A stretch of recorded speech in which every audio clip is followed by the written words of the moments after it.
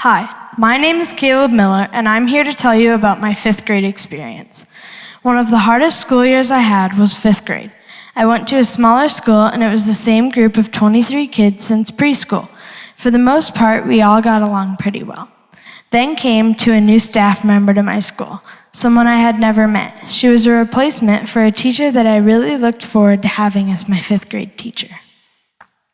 Going into fifth grade, I did not know this brand new teacher at all.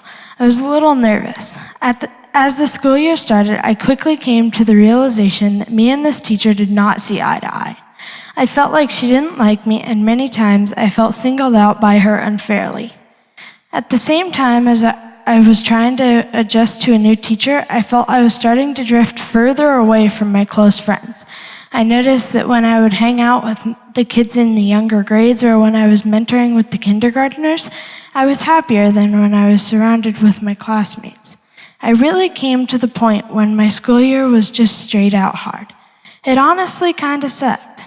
I felt stressed and alone. I got to the point when I knew something had to change.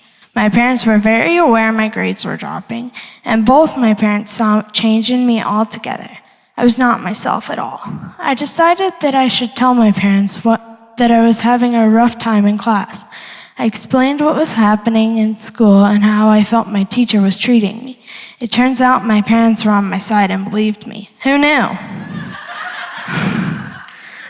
After I talked to my parents, I really tried to focus on doing things the way the teacher wanted, tried to change the way I reacted to things, and really just tried to fit in.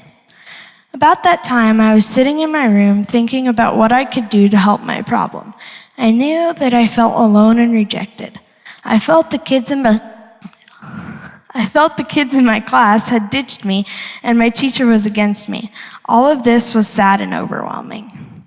I knew in the depth of my heart I could go to God in this situation, and that if I did, I would probably get closer to Him. I knew He would never single me out or abandon me like my teacher or my classmates.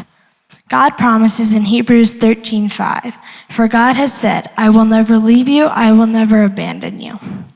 About this time, I started to go to the adult services on Sunday mornings with my parents. Even as a fifth grader, I started to go to God with my problems. I really just wanted to be closer to Him. Not just my other friends at school or friends outside of school, I just wanted to spend more time with Him.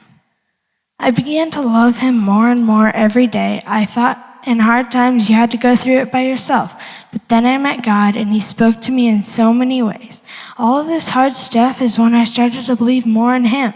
I was talking to Him every day. The worst year of my life caused me to love God more than ever before, so maybe it really was the best year of my life.